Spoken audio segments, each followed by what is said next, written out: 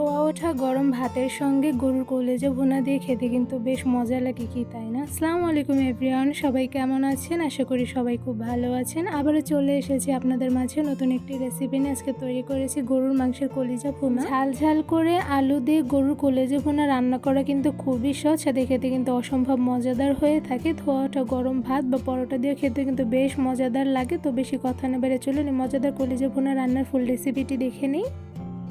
গরুর কলিজা ভুনা করার জন্য এখানে আমি ফ্রেশ গরুর কলিজা নিয়ে নিয়েছি। এবার এই গরুর কলিজাগুলো খুব ভালোভাবে ছোট ছোট পিস করে কেটে নিব। তো এই পর্যায়ে দেখতেই পাচ্ছেন কতটুকু পরিমাণে ছোট ছোট পিস করে আমি গরুর কলিজাগুলো কেটে নিয়েছি। গরুর কলিজাগুলো কিন্তু বেশি ছোট করে নিয়ে অনেকটা পরিমাণে মিডিয়াম সাইজ রেখে কেটে নিয়েছি। কতটুকু পরিমাণে সাইজ করে কেটে নিয়েছি তা তো আপনারা দেখেই বুঝতে পারছেন। আপনারা চাইলে কিন্তু এর থেকে ছোট বা বড় করে কেটে নিতে পারেন। এবারে গরুর কলিজাগুলো আমি সেদ্ধ করে নিব। এবার একটি কড়াইয়ের মধ্যে দিয়ে দিচ্ছি রান্নার সয়াবিন তেল পরিমাণ অনুযায়ী, সাথে দিয়ে দিচ্ছি পেঁয়াজ কুচি। এখানে আমি হাফ কাপ পরিমাণ পেঁয়াজ কুচি দিয়ে দিচ্ছি। এবার খুব ভালোভাবে পেঁয়াজ কুচিগুলো গরম তেলের মধ্যে ভেজে নিব। পেঁয়াজের উপরে হালকা কালার চলে আসলে এর মধ্যে দিয়ে দিচ্ছি দারচিনি আর এলাচ, সাথে দিয়ে দিচ্ছি অল্প পরিমাণে তেজপাতা। এবার খুব ভালোভাবে পেঁয়াজের সঙ্গে দারচিনি, এলাচ আর তেজপাতাগুলো নেড়ে মিশিয়ে নিচ্ছি। সাথে দিয়ে দিচ্ছি আদা বাটা 1 টেবিল চামচ, দিয়ে দিচ্ছি রসুন বাটা 1 টেবিল চামচ, সাথে দিয়ে দিচ্ছি জিরা গুঁড়া 1 টেবিল চামচ, ধনিয়া গুঁড়া 1 টেবিল চামচ, সাথে দিয়ে দিচ্ছি লাল মরিচের গুঁড়া 2 টেবিল চামচ পরিমাণ। ঝালের পরিমাণটা আপনারা কমিয়ে বাড়িয়ে দিয়ে দিবেন। সাথে দিয়ে দিচ্ছি 1 চা চামচ পরিমাণ হলুদের গুঁড়ো, দিয়ে দিচ্ছি 1 টেবিল চামচ পরিমাণ লবণ। এবার খুব ভালোভাবে পেঁয়াজের সঙ্গে সবগুলো উপকরণ নেড়ে মিশিয়ে নিব।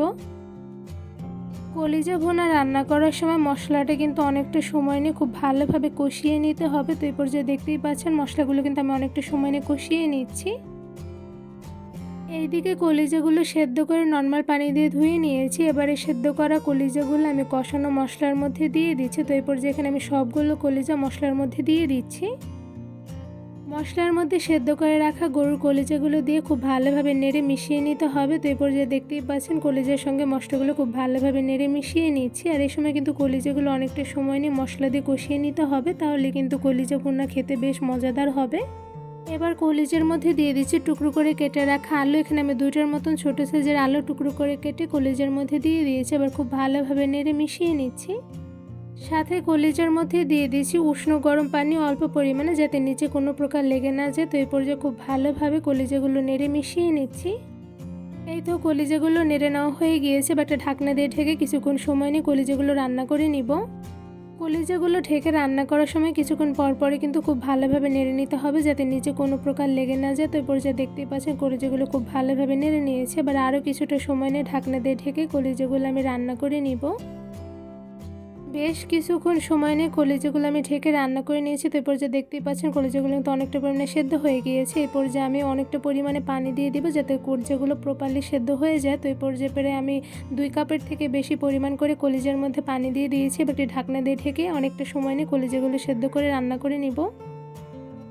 গরুর কলিজাগুলো যেহেতু প্রথমে আমি খুব ভালোভাবে সেদ্ধ করে নিয়েছি, তো এই পর্যায়ে গরুর কলিজাগুলো রান্না করতে কিন্তু খুব একটা বেশি সময় লাগবে না। তো এই পর্যায়ে দেখতেই পাচ্ছেন গরুর কলিজাগুলো কিন্তু খুব ভালোভাবে সেদ্ধ হয়ে গিয়েছে। এবারে সেদ্ধ করা গরুর কলিজার মধ্যে দিয়ে দিচ্ছি বেরেস্তা বাটা। এখানে আমি 2 টেবিল চামচ পরিমাণ বেরেস্তা বাটা দিয়ে দিচ্ছি। এবার খুব ভালোভাবে নেড়ে মিশিয়ে নিব।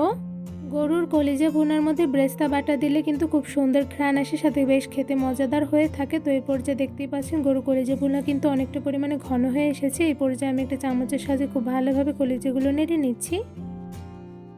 একদম অল্প আছে বেশ কিছুক্ষণ সময় নিয়ে গরুর কলিজাগুলো রান্না করে নিয়েছি। তো এই পর্যায়ে গরুর কলিজার মধ্যে দিয়ে দিচ্ছি অল্প পরিমাণে কাঁচামরিচ। এখানে আমি কাঁচামরিচগুলো মাছ বরাবর ভেঙে গরুর কলিজার মধ্যে দিয়ে দিচ্ছি, এতে করে কিন্তু বেশ সুন্দর একটি ঘ্রাণ আসে। এই পর্যায়ে আমি গরুর কলিজার সঙ্গে কাঁচামরিচগুলো নেড়ে মিশিয়ে নিচ্ছি।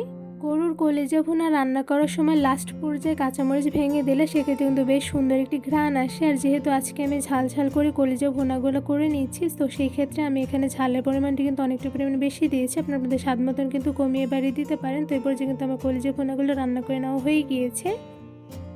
খুব সহজেই ঝটপট কোনো রকম ঝামেলা ছাড়াই আলু দিয়ে রান্না করে ফেলেছি ঝাল ঝাল গরুর কলিজা ভুনা। গরুর কলিজা ভুনাগুলো দেখতে যেমন মাশাআল্লাহ লোভনীয় হয়েছে, সাথে কিন্তু খেতে অসম্ভব মজাদার হয়েছে। ধোয়া ওঠা গরম ভাত, গরম গরম পরোটা বা খিচুড়ি দিয়ে কিন্তু এই গরুর কলিজা ভুনাগুলো খেতে বেশ মজাদার হয়ে থাকে। গরুর কলিজা ভুনাগুলো কিন্তু অনেকটা পরিমাণে ঘন রেখে আমি রান্না করে নিয়েছি। তো এরপর যে দেখতে পাচ্ছেন মাশাআল্লাহ দেখতে কিন্তু খুবই লোভনীয় হয়েছে। এতটা সহজভাবে অল্প কিছু উপকরণ দিয়ে ঝটপট গরুর কলিজা ভুনাগুলো কিন্তু একবার যদি আপনারা এইভাবে রান্না করে খান আর সবাইকে খাওয়ান, তাহলে কিন্তু সবাই খেয়ে খুব প্রশংসা করবে, সাথে খুব মজা করে খেয়ে নেবে। আর একবার এইভাবে তৈরি করে দেখুন, খেতে কিন্তু বেশ মজাদার হয়। এই গরুর কলিজাগুলো কতটা পরিমাণে সফট হয়েছে তা আপনাদের একটু ধরে দেখাচ্ছে। তো এরপর যে দেখতে পাচ্ছেন মাশাআল্লাহ গরুর কলিজাগুলো কিন্তু ধরার সাথে সাথে ছুটে আসছে, কারণ এই গরুর কলিজাগুলো কিন্তু একদম পারফেক্টলি কুকড হয়েছে, সাথে বেশ পরিমাণে নরম হয়েছে। আলু দিয়ে ঝাল ঝাল গরুর মজাদার কলিজা ভুনা রান্নার রেসিপিটি আপনাদের সবার কাছে কেমন লেগেছে তা আমাকে অবশ্যই কমেন্ট করে জানাবেন। মজাদার গরুর কলিজা ভুনা তৈরির রেসিপিটি ভালো লেগে থাকলে আমার চ্যানেলটি সাবস্ক্রাইব করে ভিডিওতে বেশি বেশি লাইক কমেন্ট শেয়ার করে আমার পাশেই থাকবেন। আজকে এখানেই বিদায় নিচ্ছি, দেখা হবে অন্য কোনো ভিডিওর মাধ্যমে। সবাই সুস্থ থাকবেন, ভালো থাকবেন, আল্লাহ হাফেজ।